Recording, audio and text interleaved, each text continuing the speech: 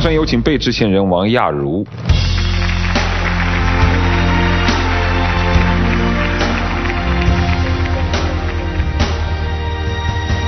涂老师好，三位嘉宾老师好，线上的观众朋友大家好。来请坐。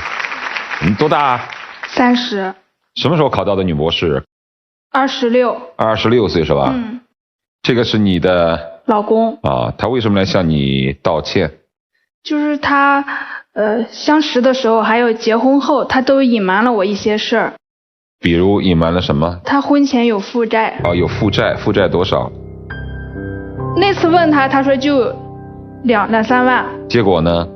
结果我拿我的奖学金，包括还有定亲的那个亲戚们给的钱给他还。当时问他说还有吗？他说没了。结果结婚之后不是彩礼钱吗？他老惦记着我那个彩礼钱。他老惦记着。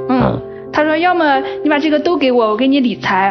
或者你从一半死期，剩下一半你给我。我就觉得不对劲，我就问他说你还有欠的债吗？他说没有。我说你把你手机拿出来我看一下。然后他就含糊的把花呗点开，花呗没有债了。然后我一想说不是还有借呗啥的吗？还有借呗啊。然后我就让他把他手机上绑的手机银行啥全给我点开，然后一算还有3万多。所以你被骗了之后，你的感受是什么？感受当时就挺失望的，因为他一直给我的就是那个完美成熟的形象，因为他工作早嘛。然后当时就觉得受到欺骗了。所以其实我们觉得女博士相对来说，她因为把时间都花在了学业上，大部分的时间都是在校园里面，她会比较单纯。但是她也有原始的愤怒，对吧？你愤怒吗？没。就他骗了你，你都不愤怒啊？当时生气就觉得他没有把我当一家人，不信任我，不尊重我那种。但是没有表现出歇斯底里或者是不懂。你会歇斯底里吗？几乎不。几乎不。掌声有请致歉人李阳。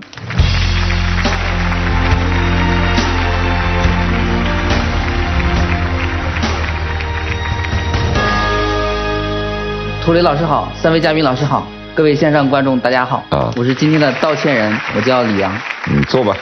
这好像也是个男博士的长相哎。我不是男博士。你是什么学历？我就本科学历。本科学历。对。本科学历把博士给骗了。今天这话题有点意思啊。你咋这么大胆子呢？就是为了塑造一个完美男人的形象嘛。在他博士的身份面前，你有点自卑是吧？其实对是有点的，就怕自己配不上他是吧？对，就隐瞒了一些这个自己负债的事情。当时我是刚毕业之后，我刚找地方工作，工资不高。当时我爸就是有一笔钱放在我这儿，说让我吃利息，能稍微补贴点自己的这个日常使用。然后我当时就拿这个钱去炒股了，就亏得稀里糊涂的。亏了多少吗？亏了，最终我没有算，最终亏了应该有30多万。亏了30多万。对，后来我爸就是要用这笔钱嘛，用这笔钱的话，我就迟迟拿不出来。我说今天给，明天给，后天给，我爸就知道咋回事了。我爸就问我到底是怎么回事。当时我说这个炒股赔了。我爸和我妈虽然很生气，但还是就是说，就儿子不争气，他们还是买了单了。当时我还从外面专门借了一点钱，为了显得自己没有赔那么多。这个债就是从这里来的。借了一部分钱，当时我想着自己靠慢慢工作就把它给还掉了。但其实当时自己的这个买东西买的也多，然后后来我离开那个公司之后回到太原，太原的这个工资也很低，就始终这个钱就还不上就是一个窟窿。后来就认识我媳妇儿之后，先是隐瞒了我负债的这个事情。你们怎么认识的？我俩高中就是同学。老相识啊。但不是这个同班同学，隔壁班同学。当时我就对他印象特别深刻，因为当时他那个波波头，眼睛大大的，对，脸白白的。你是旁边那个？对，我是那个被搂的那个。当时我就想认识人家，但是当时进入高中之后，我的成绩是很差的，就一直在下滑。他的成绩每次还不错，贴那个成绩单都能看到他在前面，我在后面，所以一直想认识，但是就是从来没有开口说过话。那后来怎么就好上了？当时我1年高考他考了一个一本院校，550多分走了。我当时第1年高考考了460多，连2本都没考上。然后我复读了1年，复读1年，第2年考了598。哟，第2年考这么高啊？去了个211院校啊。之后回来大1的暑假，他当时大2，我去县城我们的美食城里面吃饭，就我又遇到他了，但还是没有敢上去说话。他当时已经就是长头发了，然后还是白白的，眼睛大大的，当时就想认识他那种冲动。后来就我回到家之后，问我俩共同的同学要他的微信，然后加了3次，都没通过我。为什么？那会儿我看见他李阳这个名字嘛，他微信名就是他的名字，我就想起应该是他，就是他刚才照片上那个形象，黑黑的、胖胖的、矬矬的，就第一印象就一般。然后当时没看上。我大学也谈了恋爱了，那会儿有男朋友了，所以陌生男生加我就没有通过。有底线。对，他没有通过，我也就没再加了。然后再认识就是这个7年以后了。7年以后，当时我回到我们山西太原了。到山西太原之后，当时我大伯要来太原看病住院，当时我就知道我们几个同学不是都在那个山西医科大吗？他在那医院是吧？对，他也在那里。你在那工作是吧？上学。他又没工作，怎么帮你找人？当时就是我想到就是住院的一些手续什么的嘛。你只是想借这事儿？对，当时我就知道他在那里，我就让我同学把他的电话要了一下，这次没有直接加微信。那会儿你跟你男朋友分手了吗？空窗期。也分了。分了。然后你就这次加了。他打电话嘛。他说他是李阳，他叔叔要住院。就这样。你学哪个那个类别的专业？我是看白血病，血液恶性肿瘤的。他大伯什么病？他大伯是肾内科的病。你帮了这忙？帮了。你帮这个忙是基于什么？就是老乡。老同学。对。没别的想法？没有。那会儿也没见他，对他印象还是照片的那个，没有什么想法。没有想法。对。当时我就挺感谢他的。然后就约他出来吃饭。然后就因为当时我的形象已经变了。变啥样了？就我瘦了，我之前又黑又胖嘛，我在浙江工作了1年多，就是这样是吧？对，我也白了，就瘦了之后，就是当时也因为我从事工作好几年了嘛，然后就跟他见面，然后我俩又是以前高中虽然不是说一个班的同学吧，但是其实共同的同学还是挺多的，共同认识的人，就这样子一来二去，跟我媳妇儿就聊得比较好，然后我这个人又喜欢做饭。我有一点想问一下。你刚才说他要保持他一个完美的形象，但是你又说他长得很矬，什么时候他在你心目当中变成了完美的形象？就是他第一次请我吃饭，我见他之前我印象还是那种印象，然后见了他之后就是照片上那个样。这是什么样呢？一下子就颠覆了。女博士也看脸吗？呀，不看。那看啥？看这个人对我好不好。那对你好不好？挺好的。前段恋爱为啥分手？是因为他妈妈是学医的，他不想让他儿子找个学医的，觉得自己学医的不想让孩子找个学医的，顾不了家。医生太忙，他觉得媳妇顾不了家。然后他呢，他就挺支持我考博。然后前一个是我哄着人家那种感觉，然后这个他就各种给我做饭啥，就被他这种体贴。然后他当时说他工作也挺好的。这工作在哪儿？工作在一个家居厂做管理者。他跟我说他很喜欢他的工作，然后经常加班啥的，我就觉得这个人挺努力上进的。工作上努力上进，然后对我又形象上翻天覆地。对，然后对我又体贴。然后呢，嘘寒问暖，会做饭。突然这就完美了。是。对，我媳妇她挺单纯的。这些信息里面有多少是假的？我的形象的确变了，但是就是瘦了。然后我爱做饭，这也是事实，我就是喜欢做饭。然后唯独就是我的工作，其实当时来说并不是很好。那你跟他说是咋样？我说我管理者。对，管理者，然后工资挣的也不错，一个月8、9千。实际呢？实际上只有5、6千块钱。就是我喜欢把自己那个整个年的工资都给他算进去。管几个人？其实就整个楼层的这个服务员就是其实也不需要管，我就是一个运营、招商、客诉都需要我来处理。所以你们俩就在这谎言当中好上了。就谈婚论嫁了。对。是吧？就出现了那个刚才说的那个钱的问题了。对。回到开始，你欠30万。对。但是他只字未提。他不知道。他压根不知道嘛。对，他压根不知道。提过这事儿嘛。对。那怎么发现的呢？发现就是后来他不是考上博士嘛，考上博士他发了那个8000的奖学金，8000奖学金惦记人家奖学金呐。当时我知道他有这么一笔钱，但是我说结婚之后你博士的这个学费我来付嘛，博士的学费是1万，然后我说这个8000，我先拿来。你对于一个这么单纯的女生，你怎么能做出这种想法？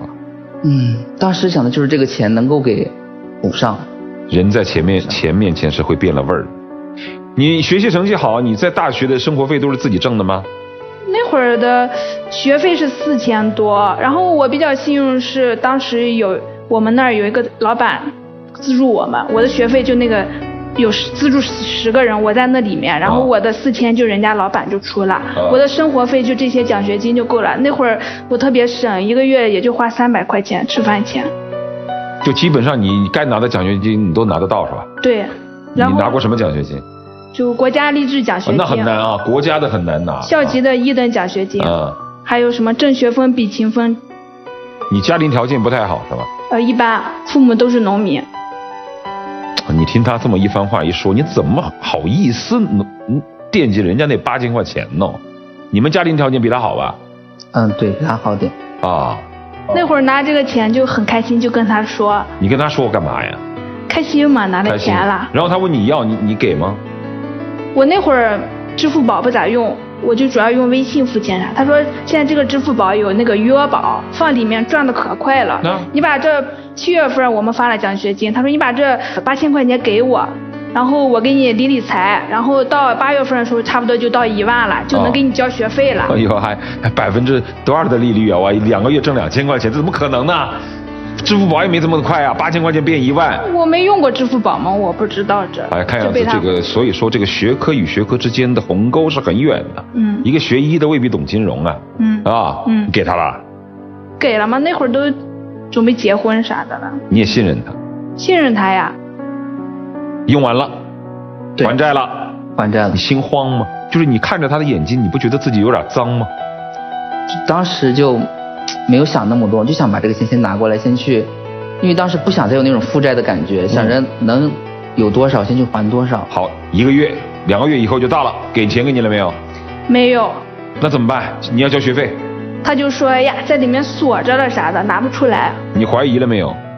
怀疑了，然后我说你挣着钱了呀，你上个月不是工资才发了吗？啥的，为啥交不起？他就那会儿就坦白了，瞒不住了，他就坦白了，说了这个拿去还债了。他说我那个啥，实际上炒股还剩了点，没让爸妈全给我还清。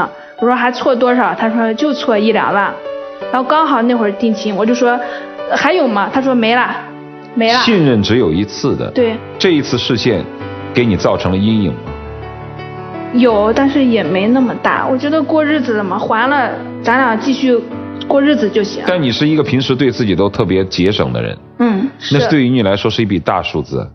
一般来说，像这样的人应该会很在乎钱，你不在乎吗？在乎。我觉得跟他过日子了没啥嘛，反正以后就一家人，钱都是共同的。就这个矛盾不是特别深，这一次。我觉得还了就没事了。还完之后，我爸当时把这个学费交了嘛。其实当时那个钱没有还完，还差一点，但是还是就是为了极力保住自己那点面子吧。等到婚后就还差几万块钱嘛，我就想着有彩礼钱，还有惦记上彩礼钱。我说把这个钱赶紧还了，还了我就再也没有负债了，我就无债一身轻了嘛。我就尝试我说把钱放在我这里，或者说咱们要去理财这个钱。但是我媳妇儿当时其实就不信任你了。对，她就有点怀疑我，当时他要看我手机，我就给他假装看了一下，他没相信嘛，把其他都给翻出来了，翻出来我就承认了，就把剩下的就还欠2-3万就跟他讲清楚了。这个承认的过程痛苦吗？就感觉特别无地自容当时。女博士给你发脾气了没有？我媳妇她就很淡定。来，你学一下她，来，我是你，你是她。对吧？你到底还剩多少？你还为什么总是骗我？咱们把它还完。你就不要再骗我，把这些东西都卸载了，不要再用了。这么平静啊？对。修养。他这么平静的跟你说这些事情，是缓释了你的情绪，还是加重了你的愧疚？其实当时就觉得挺愧疚，但是事后之后，因为他没有那么激烈的这种冲突，我反而觉得我挺不是个玩意儿的，就这种感觉。这事儿过去了。对，我彻底还清了。还清了，那接下来又发生什么了？接下来他就一直很在意，因为当时谈恋爱的时候，我爸妈死活不同意。为什么？就觉得我博士，他就是个本科。你本科虽然是211吧，那你工作又找得不好，在什么家居市场，你至少应该是个公务员，或者是这种稳定的吧。你爸妈知道他骗你钱的事儿吗？后来我给他还清之后，我就跟我爸妈说了。那你爸妈是不是更看不上？没有。没有。不是，我爸妈并没有那样。虽然还清了，但他认为他的完美形象就此有了缺口。这是不是成为他内心的一个特别敏感的一个问题？是了，就是他，就是后来他换了份工作，挣的还可以。他就说看我多行，但是我这个人就属于你给我多，我挺高兴的，但也不会表达出说你太牛了，或者我就是说，哎呀不错，咱这生活好了，就是平平淡淡这一句，然后他就觉得我没有认可他，就是很平淡的那种。那一年我拿年终奖嘛，拿年终奖2万多，当时我是很开心的。然后他就说，那你这个2万块钱就当给我还债了吧，你之前借了我不少钱。他虽然是开玩笑的，但当时我就特别火大，我就听到这2个字我就极其不舒服。那你说啥了？我说，那你算算还差多少钱，我都还给你，你算清楚。你说这2万块钱是要还的，其实你是开玩笑说的。但是你不知道男人最在乎这个。对，我这方面就是有时候很不给他面子这种。他真发火了。啥？他就脸掉了，就是黑脸。不说话了。行，找女博士嘛，有优点也有缺点。向来他因为他太直接，他不屑于用那些所谓世故的方式来交流。你在家具厂干了最后1年，后来没干家具厂了是吧？对，后来我因为说实话那份工作并不是太好然后就是看谁加班时间最长，这种企业文化。再加上你找了你老婆之后，你老婆肯定比你挣得多吧？对，我想过这个问题。等他毕业之后，我的这份工作肯定既顾不了家又赚不了钱。那周围人有没有闲言碎语？比如说，你看你这媳妇儿要是现在还没上班，一旦上班肯定工资是你2倍，有这样话吗？有。谁说的？他二姨。他二姨。对，他二姨。好像一家人都不太看得上你嘛。对，当时就是在一起的时候，其实他爸妈不太同意，他家里的这些姨姨姑姑呀什么都不太同意都觉得我配不上他嘛。当时他二姨也是来太原这边看病当时在我们家住着。说啥嘛？也是玩笑话，说别看现在你赚钱了，等以后我家雅茹上班了，你还得靠着他。他们全家的情商怎么都这么低呀？对，当时就说这话，就当你面说的。对，当着我面说的，我爸妈也在呢，我爸妈脸上也很挂不住。就这句话就真的就是我觉得特别的，就甚至我把这个情绪都发泄到他的身上了。这不拱火吗？人家爸妈都在，你说小两口在那儿的时候，你为了激励这男生，你说2句，对吧？可以理解。但是你当着人家爸妈面说这话多难听。但如果你从另外一个角度上来说，他们的家人特别以他为骄傲，对，是吧？就是如果你作为一个丈夫，你有爱的话，你从另外一个角度去想，就是他们家人真的是觉得这个女生啊为自己家庭争了光。对，其实从这个角度上去想，你就没那么气了。对，其实应该是吧？换位思考去想一下的。对，人家以你老婆为骄傲，你应该高兴才是。对，然后呢？然后就进了教育培训学校了。对，我第1个月是拿了8000，然后随后我的工资就没有下过万了，就是1万多2万多。管多少人？一开始的时候我就是自己一个人，然后我在1个月之后2个月之后我就开始管6个人10个人，最终最高峰的时候管到将近30个人。翻身了。怎么样？他变了没有？我觉得他变了。来，怎么飘起来的？那会儿挣得多，我就觉得挣得多，家里也好了，日子应该越过越好。但是发现吧，他在家，他就一直看手机。我们在那儿看个孩子啦，或者是我帮我婆婆干个啥了，需要他搭把手的时候，他说我忙着了，就拿个手机在那，有时候看着手机就在那嘿嘿嘿笑。他拒绝跟我们沟通，因为那个时候刚好是我是学业低迷期，因为那会儿是博3了。你要写论文了。对。我看着同年龄人家没结婚没生孩子的人，人家实验搞得很顺利啊，论文也写得很顺利。我呢生孩子耽误了1年，然后再加上自己本身那会儿当了妈妈之后精力分散，我就懈怠了。然后我那会儿就是看着别人那啥，我就着急，我也想着急毕业，因为公公婆婆一直给我看孩子，我也挺内疚的。我就想着说专心闹我的东西吧。这个时候我就希望他能帮我分担一点，就比如说孩子你能不能在家的时候你多陪陪孩子，我专注于我的东西。我跟他说，他不理解，他说意思就是说你活该啊。为什么是活该呢？他学业这边他就是也是始终顾不上，不去做实验，在家里就想多陪陪孩子。我就觉得我说你应该先不要管孩子对吧，你先去把你的学业事情都弄完，每天催促他去，他就是一直迟迟开始不了嘛，开始不了，后来着急的时候，那当时也就是说两人吵架气头上，我说你活该对吧，之前天天催你不干，现在你自己知道着急了，也是气话吧。其实人是很矛盾，回想过往，其实一直以来你不是喜欢他，或者说更准确的来说，你是一直以来你是他的小粉丝。对，你的仰望在于什么？他学习成绩比你好，对吧？对，心胸更坦荡平和。对，你所指的温柔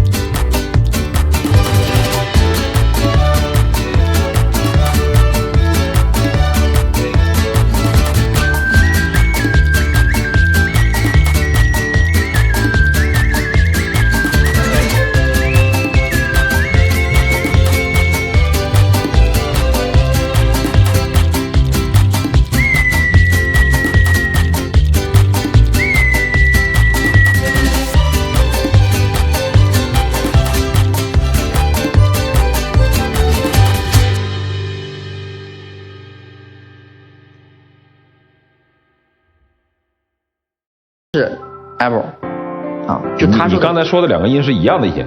不呀，他说的是 apple 嘛，我说的 apple 啊 apple 啊，他就去纠正我的那个，我纠正他，我是觉得你教孩子呢，你就哎呀，你把孩子教的不标准，他以后就说那个呀，那就不对呀。原话怎么说的吗？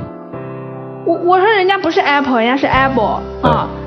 现在孩子现在学英语了，启蒙期，你教就得教对，你别这样教，你教的不对。然后我就跟他较真儿，他就嫌我烦了。他说啥了？你说啥了？你说说。我就说，我说 apple 跟 apple 没有什么区别。我说他一个小孩子，他连话都不会说，有啥区别？我说我就是教孩子。我说你是博士，你教吧，以后我不教了。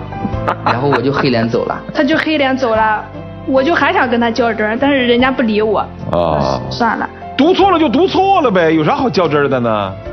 就不愿意看他说我嘛，一直说，我就其实已经知道了。关键是他说你那语气，对，他就非要跟你说这个就是读 apple， 让你承认，我再跟着他读一遍 apple。对，他还跟你说跟他读一遍。对，就必须把这个音发对了，就那种感觉，我就觉得很就是，就很无厘头嘛，我就不想跟他纠正就是叫这个。你跟他读一遍会死啊！来，你跟他说，跟你读一遍，来教他一下。apple。哎，不，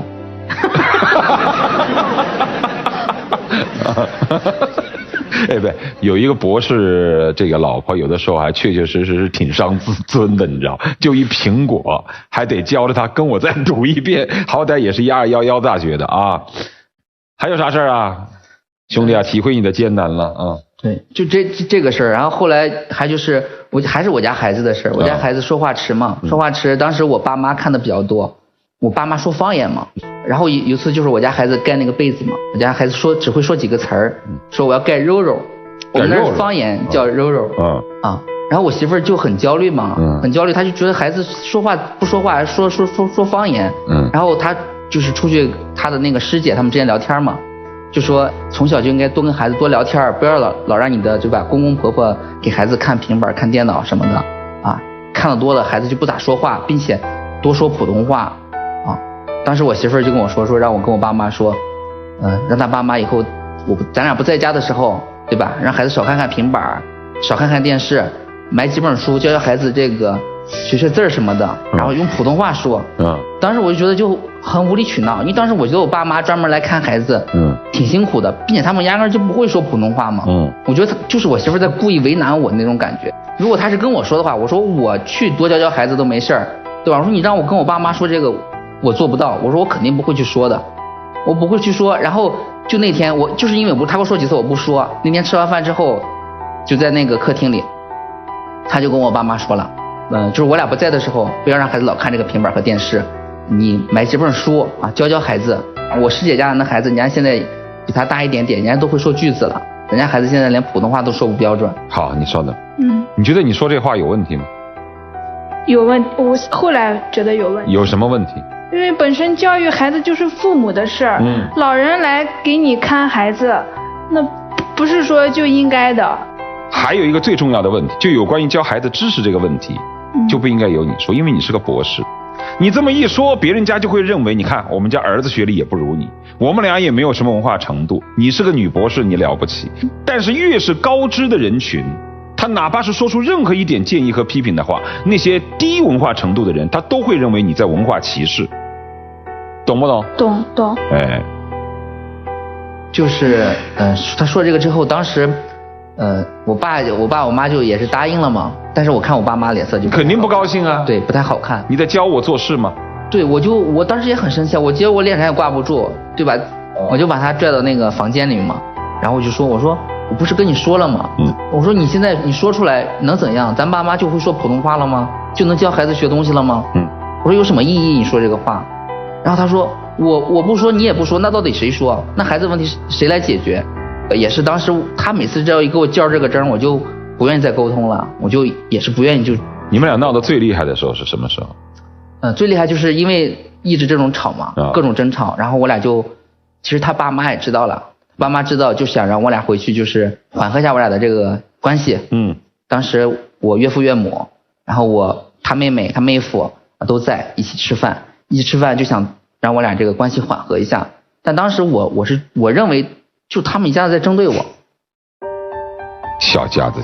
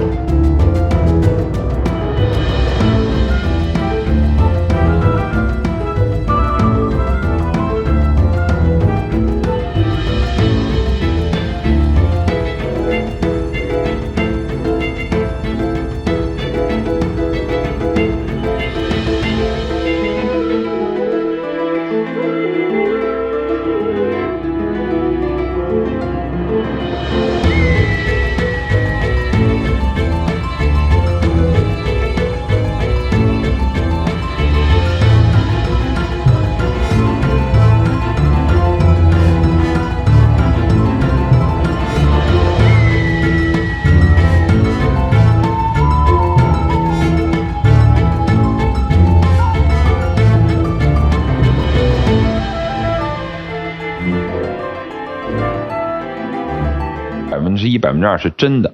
你想过，如果要是找一个对自己能理解一些的对自己还是有一些钦佩的、有一点崇拜的眼光的女生，重新生活，有想过吧？有想过。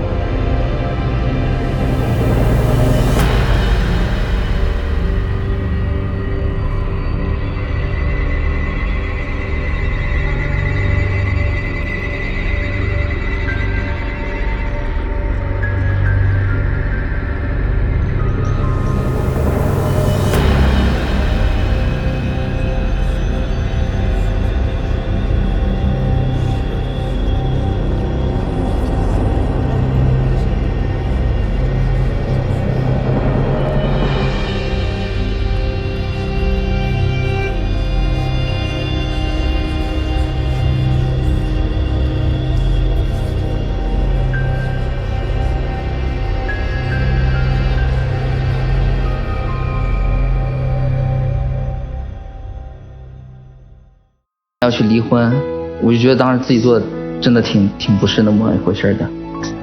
假如生活能重来一次，还找博士吗？还找，还是找一个说这个学历差不多的，但是呢不会让自己时常感觉到压力和自卑的女人。我还会选我媳妇儿。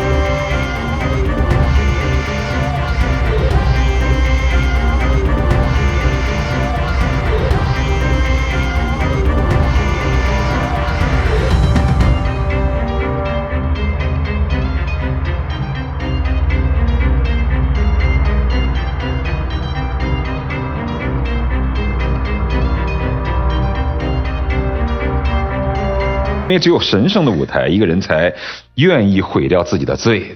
你发现没有啊？来，我们听听3位老师。2位好。老师好。这个雅茹啊，想跟雅茹分享一段我跟我们家先生比较私密的对话。因为我跟我们家先生认识和结婚的时候，我是没有什么很稳定的收入，更没有现在在舞台上的这些灯光啊，什么鲜花掌声，什么都没有。然后后来我就问他，我说老公，如果你当时认识的是现在的我，那你还会跟我结婚吗？我们家先生说不会。我说为什么？他说光芒很美，但是很烫，容易灼伤人。我说我现在的光芒你不介意？然后他说是因为我看见在黑暗当中挣扎的你，孤独的你，我看见过，所以我看到你现在的这个光芒，我是觉得很替你开心，我会欣赏，因为我怕黑暗再来你害怕。我觉得生活其实就是这样，你一定要从很多不同的声音当中去能够穿透现象，看到本质。这就是2口子一定要不要去脱离那个本质，你们俩的本质是什么，你们自个儿心里是最清楚的，那份美好守住。谢谢你们的到来。谢谢老师。说实在的，比起我们很多的故事，其实没有特别大的苦难或者波折，很平淡。但是我却忍不住跟着你一起流泪了，因为你特别的真到让我心疼，然后又很害怕，就像你害怕一样，这么真的一段关系被破坏掉了。但是你的回应是什么？高姿态。但是对于李阳那边来说意味着什么？你越是高，他觉得自己越是低。所以你应该看到他的那种真心，他其实无法去面对自己的内心，他特别珍惜你，也珍惜这段感情，但这就是人性啊。那现在事情都说开了，痛是痛，但是今天的痛是为了避免以后更大的痛，特别的好，所以今天的泪流得很值得。人海茫茫，遇到真爱，遇到那么纯真的爱，那么不容易，用爱来勒住自己吧。最后我希望经过了今天这么一点小痛，以后你们不要再经历感情上的大痛。希望你们幸福，真的就幸福好。谢谢你们来了。谢谢老师。其实我很喜欢你们2个人，都很有修养，而且感情表达的特别的真挚，也很深沉，特别难得。你们俩要完成一件事儿，用真爱战胜落差。降维打击只会逼他离开你，他1000次的饶恕是因为爱，第1001次的逃亡一定是因为自尊。我能理解他，所以解决方案2个：第一，帮他升维；第二一个，不能升维，您就得屈就，降低点身段，给他保住最后的尊严，否则婚姻的根本就是平等。就不能想想你们的最初，你不知道你们这种落差吗？你们需要付出很多的努力吗？才能成为更好的你们俩吗？永远不要提那2个字儿。这是他，我告诉你啊，这是他一辈子的内伤，会带到坟墓的内伤。因为你们的感情特别纯粹，又是很有修养的2个人，认知程度也比较高，所以是一辈子的伤。恳请你们珍惜，好好的努力，活成神仙伴侣，让别人羡慕，最后白头偕老，然后孩子也能健康幸福的成长，好吗？别闹了啊！谢谢老师。真正的降维打击不是因为他学历比他高，真正的降维打击是人格的降维打击。你看看啊，你们俩之间发生的这些个事儿，没有一件你有他坦然的，就你做人不敞亮，你知道吧？啊，你想要跟他说什么？来，谢谢你来了。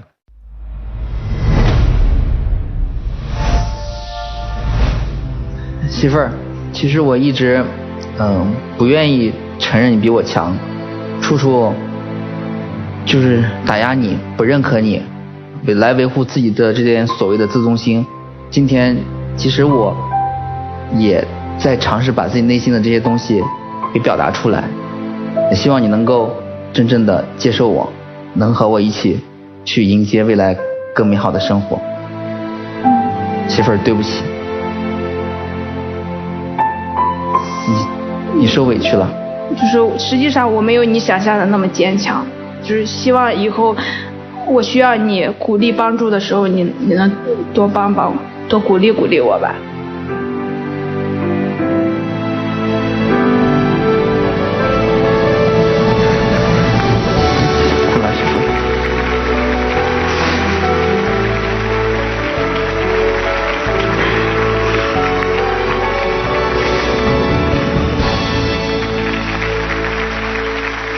来看看他送给妻子的礼物。